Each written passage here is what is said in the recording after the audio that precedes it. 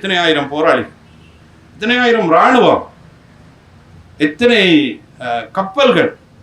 நான் நினைக்கிறேன் 24க்கும் மேற்பட்ட கப்பல்கள் விடுதலை புலிகள் உரியது. எத்தனை ஆட்லரிகள், தற்கொலை படைத்தாரிகள் எவ்வளவு பேர். ஏதாவது வைத்திருக்கிறீர்களா? இப்போது குண்டூசி இருக்கா உங்களிடம்? தமிழரசு கட்சி உறுப்பினர்களுக்கு உரித்துடையது என்று அந்த மமதையின் பிரதிபலிப்பாக கூட இதை பார்க்க நான் நினைக்கிறேன். தமிழரசு கட்சியை நீதிமன்றத்துக்கு கொண்டு நிறுத்தியவர்கள் பொதுமக்கள் அல்ல, எதிரிகள் அல்ல, சரிதானே? எதிரிகள் அல்ல, விரோதிகள் அல்ல, கொண்டு நிறுத்தியவர்கள். தலைவர் பிரபாகரன் மீது இந்தியா மத்திய அரசு புதுடெல்லி ஒரு நடவடிக்கை எடுத்த போது இந்திய தமிழக மக்கள் திரண்டெழுந்தார்கள். அந்த திரட்சியினுடைய விளைவினால் அடுத்த நாளே அந்த நாடு கடத்தல் செய்முறை கைவிடப்பட்டது. ஒரு தேசத்தோடு, ஒரு தேசியத்தோடு, தேசிய இனத்தோடு சேர்ந்து பயணிக்க வேண்டிய ஒரு கட்சி, அதுக்குரிய பொறுப்பாண்மையுடைய ஒரு கட்சி, அது இவ்வாறு வாளாவட்டியாக இருப்பது அல்லது காணாம போதல் என்பது இந்த இனத்தினுடைய இருப்பின் அடிப்படையில் ஒரு பெரும் தோல்வியாக இன்றைய இந்த நினைவு உரை என்பது, நினைவு பேருரை என்பது ஒரு தனித்துவமான தலைப்போடும் இந்த சமூகத்துக்கு என்று தேவையான தலைப்போடும் கட்டமைக்கப்பட்டிருக்கின்றது.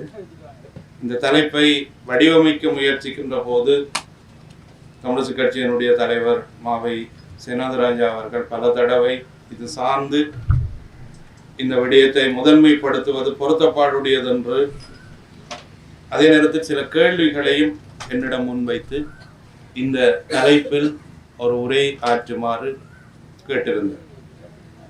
உண்மையில் ஒரு இக்கட்டான சூழலிலும், ஈழத்தமிழர்களுடைய இருப்பின் இக்கட்டான சூழலும், தமிழரசு கட்சியின் ஒரு இக்கட்டான சூழலிலும் தந்தை செல்வாவின் நினைவுகளை அல்லது தந்தை செல்வாவின் அடையாளத்தை முன்னிறுத்தி கொண்டு செயல்பட வேண்டிய ஒரு சூழலையும் மையப்படுத்திய என்னுடைய இந்த உரையினுடைய உள்ளடக்கம் கட்டமைக்கப்பட்டிருக்கின்றது.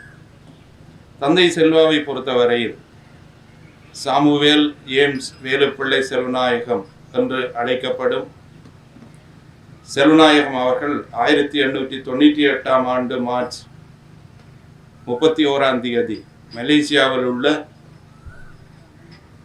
இப்போ நகரில் பிறந்தார். நான் நினைக்கிறேன் எங்களுடைய வரலாற்றின் வடிவங்கள் அனைத்தும் ஒரு புலமையோடும், அரசியல் தலைமைகள் அனைத்தும் ஒரு அறிவியல் தளங்களோடும் பின்னி பிணைந்திருக்கிறது என்பது நான் நினைக்கிறேன் தந்தை செல்வா அவர்களிடமிருந்து மிக உயரிய அறிவின் சிகரத்தின் உள்ளடக்கம் அங்கு அவருடைய பிறப்பில் இருந்தே அடையாளப்படுத்த முடிகின்றது. அத்தகைய பிறப்பினுடைய வடிவத்தோடு சேர்ந்து அவருடைய வாழ்வும் கல்வியும் யாழ்ப்பாண கிறிஸ்தவ மரபுகளோடும் இந்து மரபுகளோடும் அல்லது சைவ மரபுகளோடும் பின்னி பிணைந்ததாக கட்டமைக்கப்பட்டிருக்கின்றது. நினைக்கிறேன் அவருடைய ஆரம்ப கல்வியை தெல்லிப்பளை யூனியன் கல்லூரியிலும், அதே போன்று அவருடைய மேல் உயர் படிப்புகளை சென்ட் ஜோன்ஸ் கல்லூரியிலும், பின்னர் கல்கிசை சென்ட் தோமஸ் கல்லூரியிலும் அவருடைய கல்வியினுடைய புலமை ஒழுங்குபடுத்தப்பட்டு 1918ஆம் ஆண்டு லண்டன் பல்கலைக்கழகத்தில் ஒரு வெளிவாரி மாணவனாக கல்வி கற்று விஞ்ஞான பட்டதாரியாக வெளியேறி அதே பாடசாலையில் கல்கிசை சென்ட் தோமஸ் கல்லூரியின் ஆசிரியராக பணிபுரிந்து விடுமுறை கோரப்பட்ட போது மறுக்கப்பட்ட நிலையில் தன்னுடைய பதவியை ராஜினாமா செய்துவிட்டு வெளியேறி பின்னர் சட்ட வல்லுநராகி 47ஆம் ஆண்டு காங்கிரஸ் கட்சியினுடைய அரசியல் பிரவேசத்தோடு தொடங்கி பின்னர் அகில இலங்கை தமிழ் காங்கிரஸ் ஜிஜி பொன்னம்பலத்தோடு ஏற்பட்ட அரசியல் ரீதியான கொள்கை முரண்பாடுகளால் 49ஆம் ஆண்டு சமஷ்டி கட்சியை ஸ்தாபித்து அதனுடைய அடையாளங்களோடும் அதனுடைய இருப்புகளோடும் ஈழத்தமிழர்களுடைய அரசியல் நியதிகளை தனித்துவமாக்கியதில் ஒரு வலிமையான பக்கத்தை அவர் எப்போதும் முதன்மைப்படுத்தி இருந்தார். அவரால் அன்று முன்வைக்கப்பட்ட சமஷ்டி இன்று வரை பேசப்படுகிறது, உரையாடப்படுகிறது, முன்னெடுக்கப்படுகிறது. அது சார்ந்து இந்த சமூகம் அல்லது இந்த இனம் தன்னுடைய இருப்பை அவருடைய சிந்தனையின் அல்லது மூலோபாயத்தினுடைய கட்டமைப்பில் இருந்தே வடிவமைக்கின்றது அல்லது வடிவமைத்துக் கொண்டிருக்கின்றது என்ற அந்த சிறிய அறிமுகத்தை அவர் சார்ந்து வழங்கி என்னுடைய தலைப்புக்கு நுழையலாம் என்று நான் இருக்கிறேன். குறிப்பாக இலங்கையினுடைய தமிழருடைய அரசியல் வரலாற்றில் கேட்கப்படுகின்ற எல்லா காலப்பகுதியிலும் கேட்கப்பட்ட ஒரு கேள்வி, விடுதலை சாத்தியமானதா இல்லையா? இங்கே நான் நினைக்கிறேன் இந்த தலைப்பை, இந்த எண்ணத்தை கொண்டு வருவதற்கு அடிப்படை காரணமாக இருந்தது மாவை அண்ணா அவர்களோடு நான் உரையாடிய போது, ஒரு நீண்ட வரலாற்றில் ஈழத்தமிழர்கள் நெருக்கடி மிக்க அல்லது தோல்வி மிக்க முகத்தையே எல்லா காலத்திலும் அவர்கள் அனுபவித்துக் கொண்டிருக்கின்றனர்.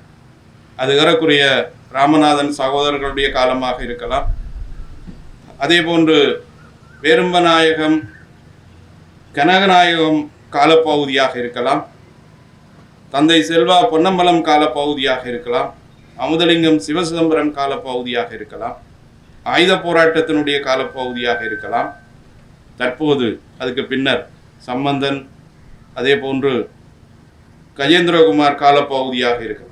இந்த அனைத்து காலப்பகுதிகளிலும் ஏறக்குறைய ஒரு 2 நூற்றாண்டுகள் ஈழத்தமிழர்கள் போராடுகின்ற வல்லமையும் போராடுகின்ற திறனும் போராட்டத்து குறித்துடைய மனோநிலையோடும் இருக்கிறார்களே அன்றி அவர்கள் ஒரு ஆழமான விடுதலையை அடைவதற்குரிய வாய்ப்புகளை அவர்கள் உண்மையில் அடையவில்லை என்ற ஒரு கேள்வி எல்லோர் மத்தியிலும் உண்டு.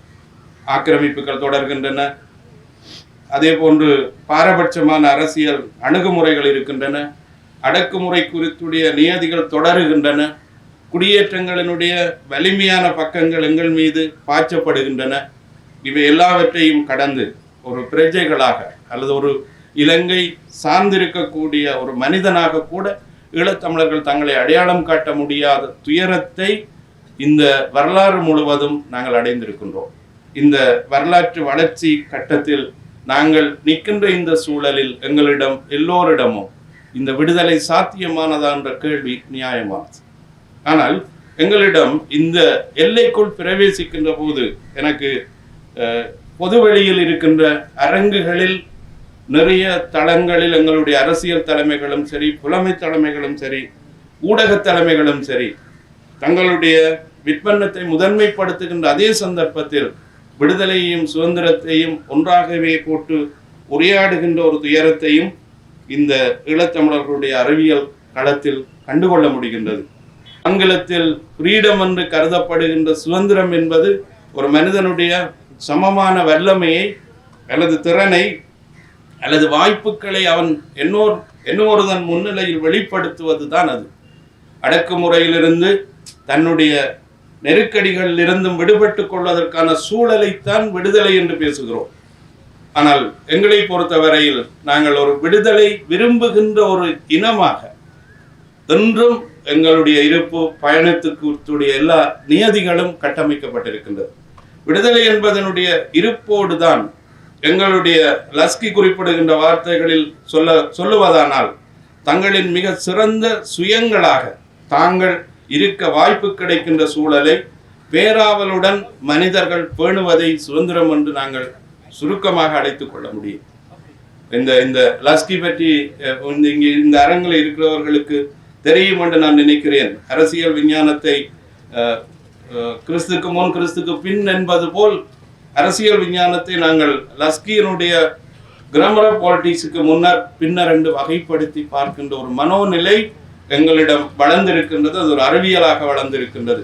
அவை அடக்குமுறை என்பதிலிருந்து ஆக்கிரமிப்பிலிருந்து விடுபடுதல் என்பதுதான் உண்மையில் நாங்கள் எதிர்பார்க்கின்ற, நாங்கள் அடைய முயற்சிக்கின்ற ஒரு நியாயமான சூழலை ஏற்படுத்தி கொள்ளுகின்ற ஒரு தன்மைதான் விடுதலை என்பதை நினைவுபடுத்தி அந்த வகையான நியதிகளோடு எங்களுக்கு முன்னே இருக்கிற வாய்ப்புகள் என்ன, சவால்கள் என்ன என்பதை பட்டியலிடுவதற்கு நான் முயற்சிக்கின்றேன். எனக்கு குறிக்கப்பட்ட நேரத்துக்குள் என்னுடைய உரையை நிறைவு செய்ய வேண்டும் என்ற ஒரு தேவைப்பாடு எனக்கு உண்டு. அந்த அடிப்படையில் இந்த அறிவியலால் தேசியத்தை வடிவமைத்தல் என்ற விடயம் நான் நினைக்கிறேன் நான் முதலாவது வாய்ப்பாக நான் கருதுகின்றேன். தமிழர்களுடைய தேசியம் பற்றிய இருப்பை கட்டமைத்தவர் உண்மையில் தந்தை செல்வா. அது அழகாக எபனேசன் அவர்கள் பேராயர் அவர்கள் குறிப்பிட்டார். தமிழர்களுடைய தனித்தனி எண்ணங்களோடு இருந்த தமிழர்களை ஒன்று சேர்ப்பதில் அவருடைய சிந்தனை ஒரு வலிமையானதாக இருந்தது.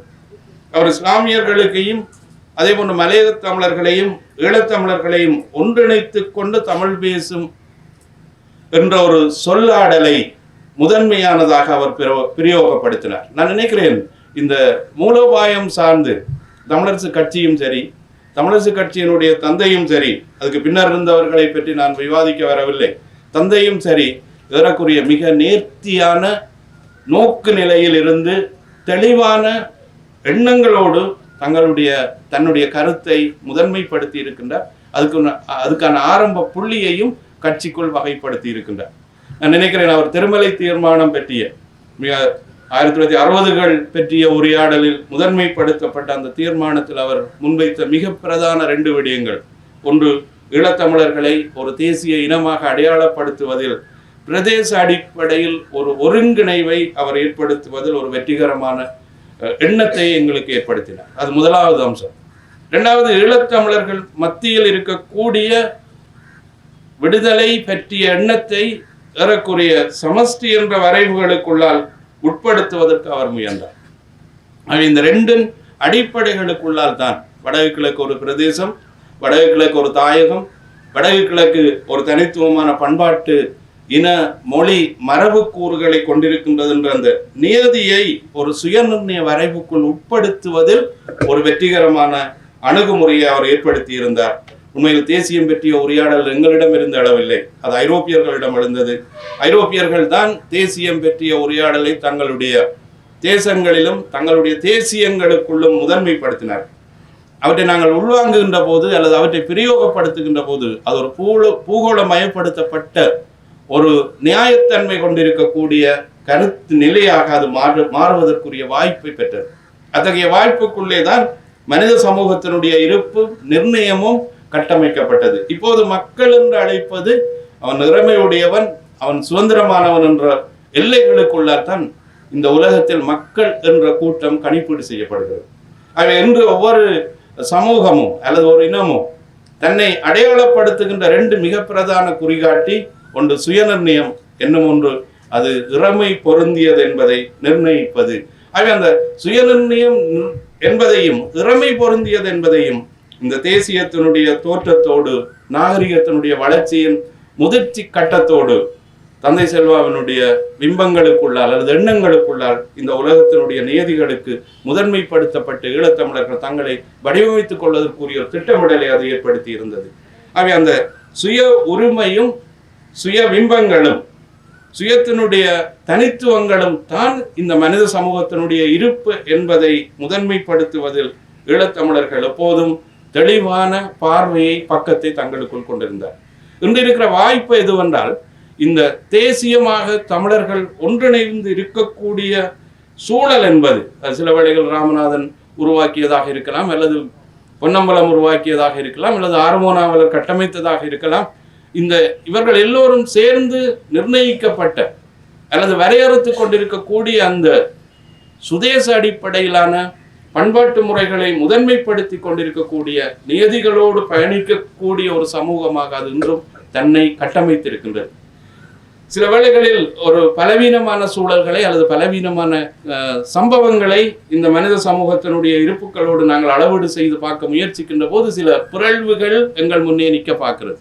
ஆனால் அந்த பிறழ்வுகளை உடைத்து அல்லது அந்த பிறழ்வுகளினுடைய நெருக்கீடுகளிலிருந்து விடுபட செய்ய வேண்டிய இந்த சமூக இருப்பு கட்சிகளை சார்ந்தது, கட்சிகளுடைய தலைமைகளை சார்ந்தது, கட்சிகளினுடைய கட்டமைப்புகளை சார்ந்தது, கட்சிகளின் அங்கம் வருகின்ற ஒவ்வொரு அங்கத்தவனையும் சார்ந்தது. நான் நினைக்கிறேன் தந்தை செல்வாவினுடைய இந்த அறங்காவலர் குழு தனக்குள்ளே ஏற்படுத்தி கொண்டிருக்க வேண்டிய அல்லது தான் ஏற்படுத்த வேண்டிய மிக முக்கியமான அந்த அடையாளம் என்பதை இந்த சமூக மட்டத்திலும் பிரதேசங்கள் மட்டத்திலும் மனித சமூகத்தினுடைய எல்லா இயல்பூக்கங்களுக்குள்ளால் அந்த உள ரீதியான பண்பாட்டு மரபுகளுக்குள்ளால் கடத்தப்பட வேண்டிய ஒரு தேவை. என்று சொன்னால் தனி ஒரு அடையாளம் என்று நிறுத்தி விடுவதை விட ஒரு பண்பாட்டு அடையாளமாகவே தந்தை செல்வாவினுடைய அடையாளம் இங்கு முதன்மைப்படுத்தப்பட வேண்டும். அந்த பண்பாட்டு அடையாளத்து குறித்துடைய ஈழத்தமிழருடைய அரசியலின் பண்பாட்டு அடையாளத்து குறித்துடைய வலிமையை தந்தை செல்வா அவர்கள் விட்டு சென்றிருக்கின்றார். ஆகவே அது இந்த இந்த இந்த கட்சியால், இந்த கட்சியினுடைய அங்கத்தவர்களால், உறுப்பினர்களாலும் கொண்டு செல்லப்பட வேண்டிய மிக உயரிய பட்சமான அல்லது முதன்மையான அம்சம் என்று குறிப்பிட்டுக் கொள்ள விரும்புகின்றேன். தளத்தில் தேசியம் பற்றிய உரையாடல்கள் தனித்துவமானதாக இன்றும் பேசப்படுகிறது. அது டொனால்ட் ட்ரம்ப் பேசினாலும் சரிதான், அது ஜோ பைடன் பேசினாலும் சரிதான், அங்கு தேசியம் என்பதன் இருப்போடு தான் இந்த உலகத்தினுடைய எல்லா நியதிகளும் வரையறுக்கப்படுகிறது. இங்கே கட்சிகளும் கட்சியினுடைய அங்கங்களும் அவற்றினுடைய செயல்பாடுகளும் தலைமைகளினுடைய செயல்பாடுகளும் மனிதனை ஒன்றிணைப்பதும் அவனுடைய நலனை, அவனுடைய தேவையை, அவனுடைய விருப்புகளை அவனுக்கு நிறைவு செய்வதற்காக உழைப்பதும் தான் இங்கே கட்சிகளினுடைய அல்லது அரசியலுடைய மிக பிரதான பணி என்று நான் கற்றிருக்கின்றேன். அதுதான் இந்த உலகத்தில் உள்ள ஒவ்வொரு தேசங்களும் ஆற்றுகின்றன. அந்த தேசங்களுடைய இருப்பில் நான் நினைக்கிறேன் இந்த ஆசிய மரபுக்குள் சில விசேடமான பண்புகள் ஆசிய மரபுக்குள் இருக்கின்றது. அந்த ஆசிய மரபின் மூத்த குடிகள் உண்மையில் தமிழர். அந்த ஆசிய மரபினுடைய உணர்வுகளில் முதன்மையானது இந்த காலம் பற்றிய உணர்வு, அதே போன்று அர்ப்பணிப்பு பற்றிய உணர்வு, அதே போன்று விடாமுயற்சி பற்றிய உணர்வு.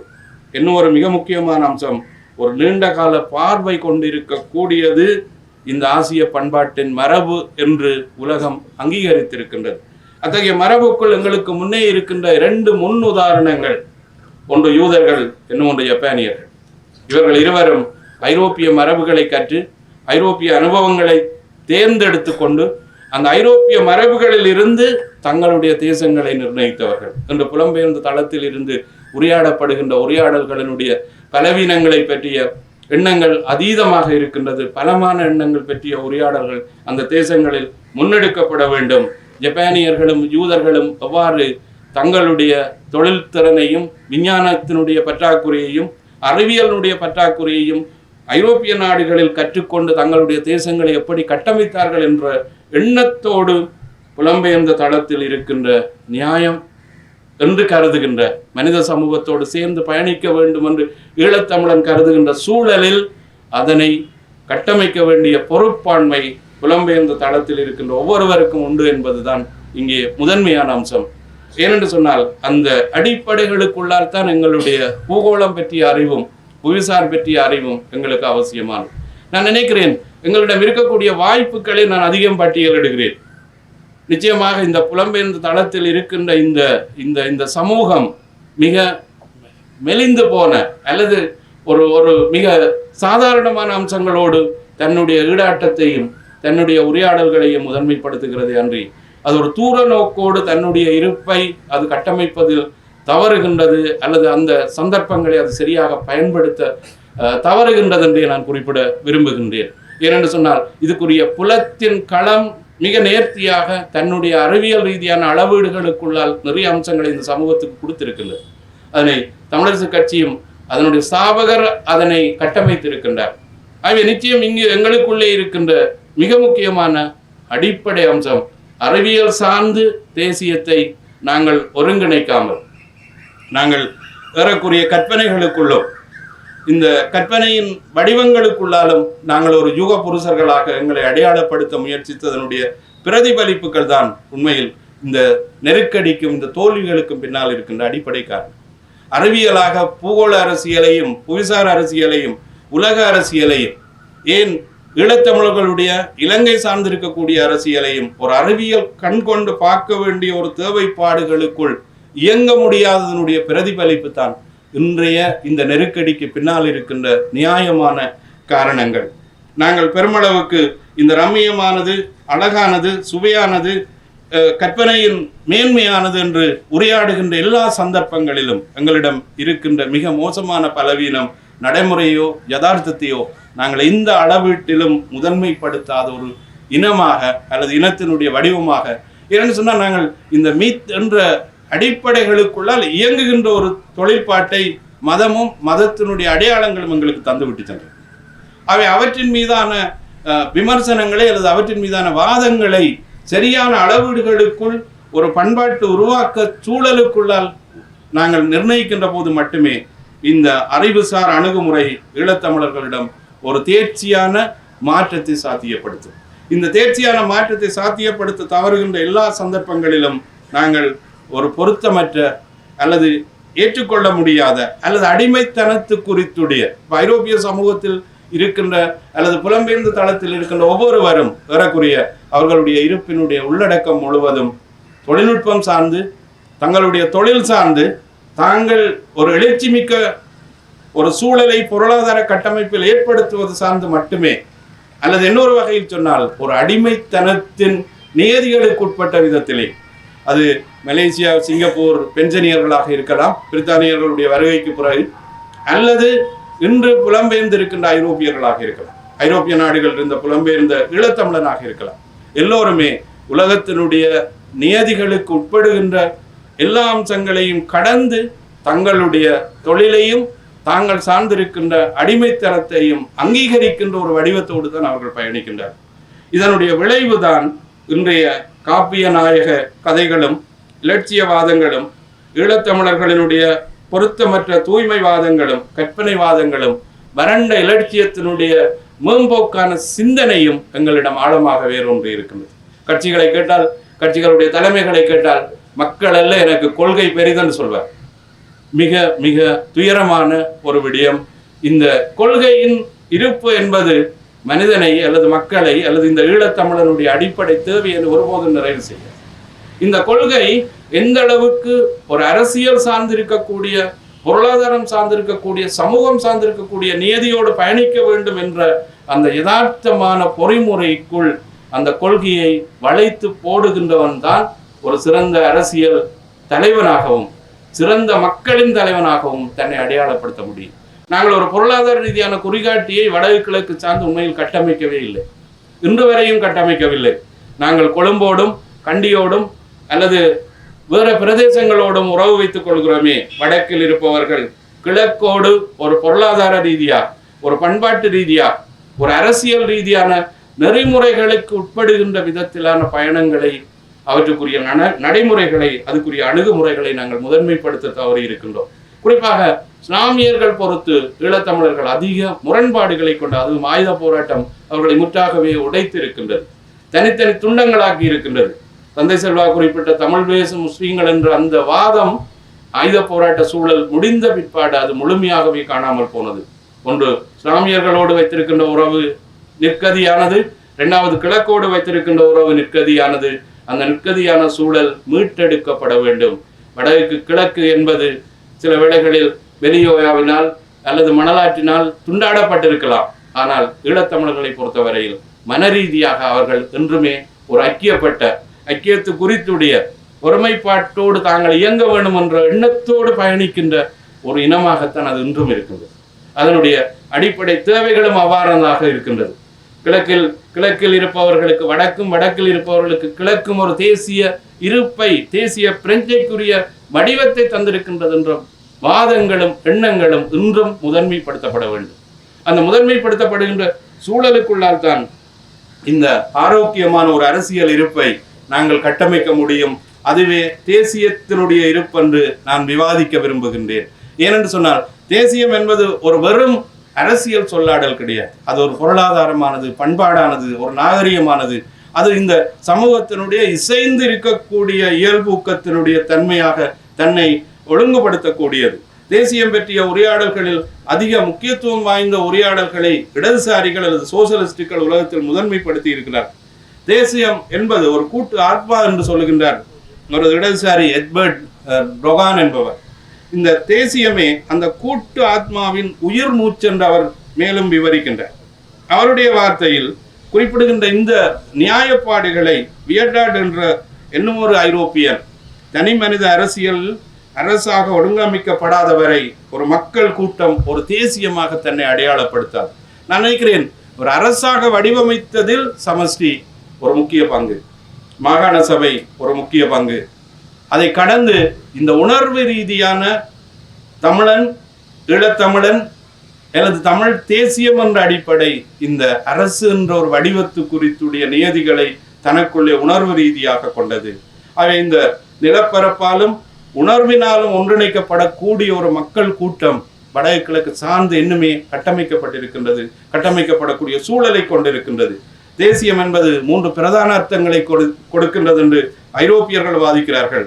ஒன்று, தேசியம் என்பது தன்னுடைய சொந்த தேசத்தின் நலனை விரிவாக்கி கொள்வதற்கான ஒரு முயற்சி.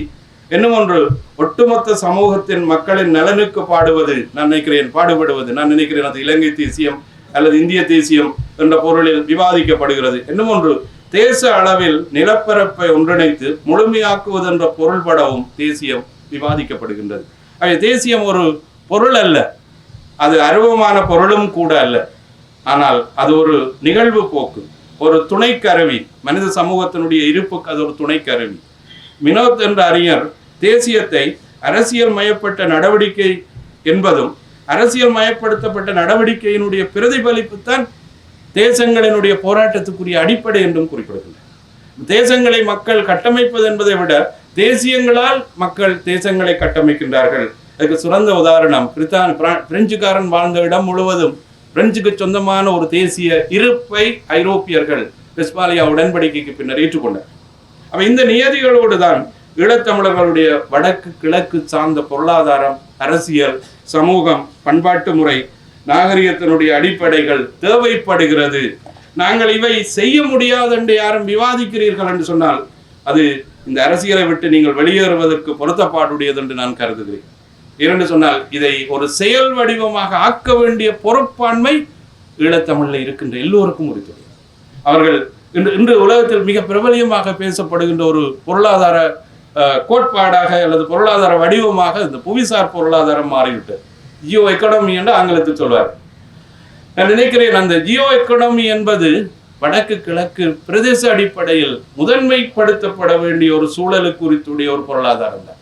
நாங்கள் பொருளாதாரமாக, சமூகமாக, இனமன்ற அடிப்படைகளை கடந்து ஒன்றிணைவதற்குரிய வாய்ப்புகள் இன்றைய இந்த தகவல் யுகத்தில் குவிந்து போயிருக்கிறது. இதனை நோக்கி நாங்கள் பயணிப்பது மிக அவசியமான ஒன்று. இன்னொரு மிக முக்கியமான ஒரு விடயத்தை வாய்ப்பு என்று கருதுகின்றேன். சில வேளைகளில் இந்த அரங்கு அதை எப்படி புரிந்து கொள்கிறது என்று எனக்கு தெரியவில்லை. இந்த கட்சி அரசியலை மீளமைத்தல், இதைத்தான் நான் இந்த அரங்கினுடைய உரையினுடைய தொடக்கத்தின் போது கூட குறிப்பிட்டேன். ஏறக்குறைய இந்த 25 ஆண்டு காலம் அல்லது 35 ஆண்டு கால இந்த உலக அரசியலில் ஒரு ஆயுத போராட்டத்தை நிகழ்த்திவிட்டு மீளவும் ஒரு மிதவாத அரசியல் பயணத்துக்குள் ஈழத்தமிழர்கள் பயணிக்க வேண்டிய ஒரு நிர்பந்த நிலை ஏற்படுகின்ற போதுதான் தலைமையும் தலைமை குறித்துடைய அரசியல் கட்சிகளும் அடிப்படையானவை, தேவையானவையாக காணப்படுகின்றன. அவற்றினுடைய நியதிகளுக்குள்ளால் பயணிக்க வேண்டிய தேவைப்பாடு இந்த சமூகத்துக்கு உண்டு என்ற அடிப்படையில் தான் இந்த கட்சிகளுடைய இருப்புகள், கட்சிகளுடைய போலித்தன்மைகள் அல்லது கட்சிகள் தங்களை கட்டமைக்க முடியாமல் இருக்கின்ற சூழல்கள் இக்கட்டுக்குள் இருக்கிறது. சில வேளைகளில் இக்கட்டுன்னு சொல்லலாம், சில வேளையில் அது தமிழரசு கட்சியினுடைய இந்த அதீதமான நம்பிக்கையின் பிரதிபலிப்பாக கூட இருக்கலாம். அல்லது தமிழரசு கட்சி உறுப்பினர்களுக்கு உரித்துடையது என்று அந்த மமதையின் பிரதிபலிப்பாக கூட இதை பார்க்க நான் நினைக்கிறேன். தமிழரசு கட்சியை நீதிமன்றத்துக்கு கொண்டு நிறுத்தியவர்கள் பொதுமக்கள் அல்ல, எதிரிகள் அல்ல, சரிதானே? எதிரிகள் அல்ல, விரோதிகள் அல்ல. கொண்டு நிறுத்தியவர்கள் கட்சிக்குள் இருந்தவர். கட்சிக்குள் இருந்து முரண்பாடுகளும் பகைமைகளும் அவாக்களும் அல்லது தங்களுடைய நலன்கள் சாத்தியப்படவில்லை என்ற எண்ணங்களை கொண்டவர்கள் தான் இதை கொண்டு போய் நிறுத்தினர். இதை தோற்கடிப்பதற்கு ஒரு வழிமுறை இருக்கிறது. அது புதிதாக தேர்ந்தெடுக்கப்பட்ட ஸ்ரீதரன் குறித்துடையது. இந்த வீதிக்கு வருதல் வேண்டும். இந்த தமிழரசு கட்சியை காப்பதற்கு வீதிக்கு வருதல் வேண்டும். மக்களை அணிதிரட்டுதல் வேண்டும். மக்களோடு ஒன்று சேர்ந்து நீதிமன்றத்தினுடைய குற்றச்சாட்டுக்களை முடிவுக்கு கொண்டு வர வேண்டும். அல்லது நீதிமன்றத்தில் முன்வைக்கப்பட்டிருக்கின்ற குற்றச்சாட்டுக்களை முடிவுக்கு கொண்டு வர வேண்டும். அதனை ஸ்ரீதரனும் இங்கே இருக்கின்ற தலைமைகளும் தந்தை செல்வாவினுடைய இந்த நாளில் உங்களுடைய எண்ணமாக கொள்ளுவீர்களாக இருந்தால் இந்த ஈழத்தமிழர் தங்களுடைய இருப்பில் ஏதாவது மாற்றம் நிகழும் என்று நம்பிக்கையோடு புலம்பெயர்வை நிறுத்திவிட்டு ஆரோக்கியமான நம்பிக்கையோடு பயணிப்பதற்கான ஒரு சூழல் கிடைக்கும். அல்லது நான் நினைக்கிறேன் வடக்கில் 3 பாராளுமன்ற உறுப்பினர் தமிழரசு கட்சிக்கு அடுத்த தேர்தலில் அது ஒன்றாகவும் விடலாம், ஒன்றில்லாமலும் போய்விடலாம் என்ற எச்சரிக்கையையும் இந்த இடத்தில் குறிப்பிட வேண்டிய ஒரு தேவைப்பாடு இருக்கின்றது. நிச்சயமாக இந்த கட்சி மீளமைக்கப்பட வேண்டும். ஏன் என்ற ஒரு கேள்வி என்னிடம் இருக்கிறது. இது ஒன்று, தந்தை செல்வா ஒரு தீர்க்க தரிசனத்தோடு கட்டமைத்த கட்சி. வடக்கு கிழக்கு முகம் இதுக்கு உரித்துடையது. ஈழத்தமிழர்களுடைய அரசியல் பயணத்தில் இது கணிசமாக தன்னுடைய துயரங்களையும் வலிகளையும் அது அனுபவித்தது.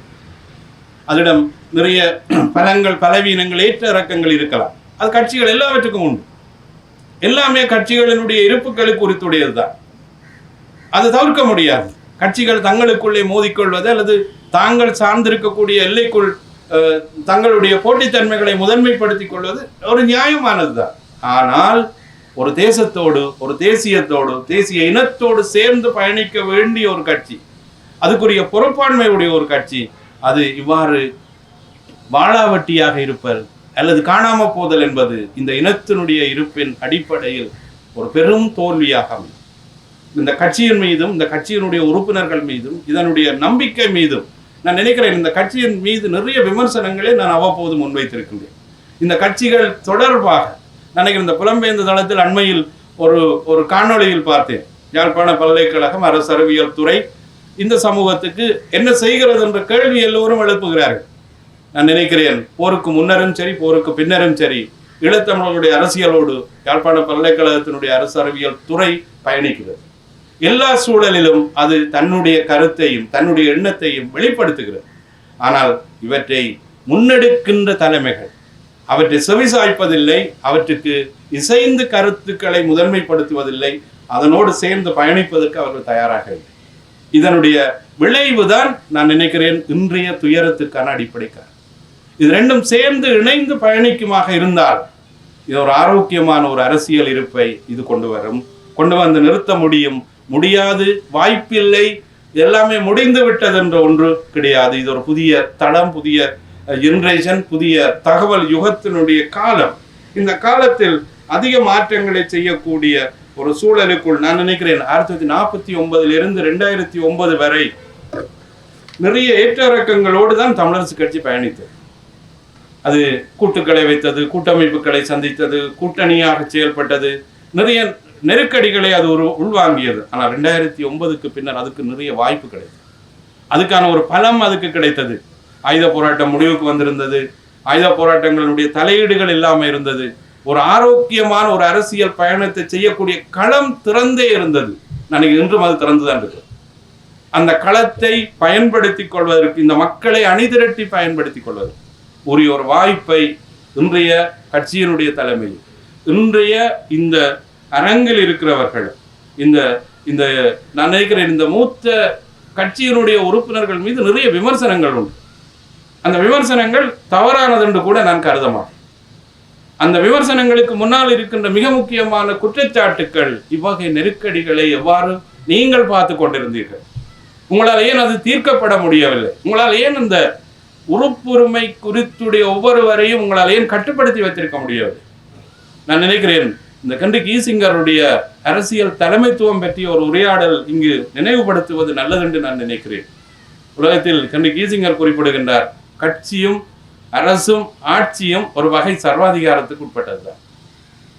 ஒரு பகுதி அளவான சர்வாதிகாரம் எப்போதும் கட்சிகளுக்கும் கட்சியினுடைய தலைமைக்கும் ஆட்சியில் இருக்கின்ற ஆட்சியாளனுக்கும் தேவையான, அது மக்களுக்கானதல்ல, அது கொள்கை வகுப்புக்கும் தன்னுடைய மூலோபாயத்தை வகுப்பதற்கும் தன்னுடைய தந்திரோபாயத்தை சரியான முறையில் பின்பற்றுவதற்கு. தந்தை செல்வாவினுடைய மூலோபாயத்தை புரிந்து கொள்ளாதவர்கள் நிறைய பேர் தந்திரோபாயத்தில் இருந்த குறைபாடுகளை முன்னிறுத்தி கொண்டு அவருடைய மூலோபாயத்தை குறைபாடுடையது என்று கருதுகிறார். உலகளாவிய ரீதியில் நான் நினைக்கிறேன் அமெரிக்காவில் இருந்து கூட இன்று வரை உலகம் இனப்பிரச்சனைக்கு அல்லது தேசிய இனப்பிரச்சனைக்கு தீர்வாக அது கண்டுகொண்ட ஒரே ஒரு அம்சம் சமஸ்டி. அந்த சமஸ்டியில் ஏற்ற இறக்கங்கள் இருக்கலாம், ஆனால் அந்த சமஸ்டியினுடைய மூல வேரை தந்தை எங்களிடம் விட்டு சென்றிருக்கிறார். அந்த தளத்தில் இருந்து இயங்க வேண்டியவர்கள் எல்லோரும் மூலோபாயம் தவறு, தந்திரோபாயம் தவறு, தந்தை செல்வா தவறு என்று விவாதிக்க பார்க்கிறார். நான் நினைக்கிறேன் அதுக்கு பின்வந்தவர்கள் அந்த தந்திரோபாயத்தில் விட்ட தவறுகள் தான் இன்றைய இந்த நெருக்கீடுகளுக்கு பின்னால் இருக்கின்ற அடிப்படை காரணங்கள் என்று குறிப்பிடுகின்றேன். ஆகவே நிச்சயமாக இந்த கட்சிகள் மீளமைக்கப்பட வேண்டும். கட்சிகளுக்கு ஒரு இளம் இரத்தம் பாய்ச்சப்பட வேண்டும். ஒரு புதிய தலைமுறைகள் இந்த கட்சிக்குள் உள்வாங்கப்பட வேண்டும். பெண்கள் வரக்கூடிய 52%, வடகிழக்கில் இருக்கின்ற பெண்களினுடைய தொகை 52%. உலகளாவிய ரீதியிலும் பெண்களுடைய தொகை 52%க்கு அதிகமானது. ஆண்களை விட அவர்கள் இந்த கட்சியினுடைய அங்கத்துவத்தில் அல்லது கட்சியினுடைய முதன்மைகளில் எங்கே இருக்கிறார்கள் என்பதும், இளைஞர்கள் எங்கே இருக்கிறார்கள் என்பதும், அடுத்த தலைமுறை எங்கே இருக்கிறது என்பதும் உங்கள் ஒவ்வொருவரிடமும் நான் முன்வைக்கின்ற கேள்வி. அந்த கேள்விக்கு நீங்கள் சரியான பதிலளிப்பீர்களாக இருந்தால் இந்த கட்சி இந்த மாதிரியான நிலையை கடந்து அது பயணிக்கும். இந்த கட்சி பயணிக்கின்ற சூழல் வருகின்ற போது ஈழத்தமிழன் வாய்ப்புகளை சரியாக பயன்படுத்திக் கொள்வார். ஈழத்தமிழனுடைய வாய்ப்புகள் உங்களுடைய கட்டமைப்பிலும் உங்களுடைய இருப்பிலும் தங்கி இருக்கின்றது. போராளிகள், விதவைகள், பெரும் பெரும் துயரங்களோடு அவர்கள் பயணிக்கிறார். ஈழ விடுதலை போராட்டத்தினுடைய 2 காலையும் 2 கையையும் இழந்தவர்கள் இந்த சமூகத்தில் இருக்கிறார். பல கால்களையும் கைகளையும் இழந்தவர்கள் இந்த சமூகத்தில் இருக்கிறார். பார்க்கிறீர்கள், நீங்கள் பார்க்கவில்லை என்று நான் குற்றச்சாட்டு சொல்லவில்லை. ஆனால் ஒரு திட்டமிட்ட, ஒழுங்குபடுத்தப்பட்ட, ஒரு நியதிக்குட்பட்ட, வரையறைக்குட்பட்ட, ஒரு தொடர்ச்சியான கண்காணிப்புக்குட்பட்ட ஒரு நியதியாக, நியமமாக அது பயணிக்கப்பட வேண்டும் என்பதுதான் என்னுடைய வேண்டுதல். கட்சிகள் தான் இந்த உலகத்தினுடைய எல்லா தேசங்களையும் கட்டமைக்கின்றது. இன்றைக்கு அமெரிக்காவினுடைய இருப்புக்கு யார் காரணம்னா அந்த குடியரசும் ஜனநாயக கட்சியும் தான். இந்தியாவினுடைய இருப்புக்கு நரேந்திர மோடியினுடைய வருகை ஒரு கட்சி சார்ந்திருந்தபடியினால்தான் அவரால் ஒரு பிரதமராக ஒரு சுபீட்சம் மிக்க ஒரு இந்திய தேசத்தை அல்லது பொருளாதார வளர்ச்சியில் 8.2% 2023 இறுதி 3 மாதங்களில் இந்தியாவினுடைய பொருளாதார வளர்ச்சி ஜிடிபி வந்து 8.2%. இந்த நிலைக்கு கொண்டு வருவதற்கு பின்னால் இருந்தது அந்த கட்சி தான். ஆகவே சமஷ்டி சார்ந்திருக்கக்கூடிய நியதிகளோடு தமிழரசு கட்சியினுடைய இருப்பு பயணிக்குவதற்கான அடிப்படைகளை அது கொள்ள வேண்டும். அது சமூகம் சார்ந்ததை தன்னை உள்வாங்கிக் கொள்ள வேண்டும். சமூகத்தினுடைய தேவைகளோடு அது பயணிக்க வேண்டும். பயணிப்பதற்கான வாய்ப்பு இல்லை என்று நான் நிராகரிக்க மாட்டேன். அந்த வாய்ப்புகள் இருக்கின்றது. அதை பயன்படுத்திக் கொள்வதில் அகரீதியான முரண்பாடு, அகரீதியான போட்டித்தன்மை, உங்களுக்குள்ளே இருக்கக்கூடிய குத்துவட்டு, இதெல்லாத்தையும் கட்சிக்குள் வைத்துக் கொள்ளுங்கள். இதை வீதிக்கு கொண்டு வராதீர்கள். அது தேவையற்ற ஒரு துயரத்தை இந்த இனத்துக்கு ஏற்படுத்தி, இந்த இனம் எதை நம்பி இருக்கின்றது? யாரை நம்பி இருக்கின்றது?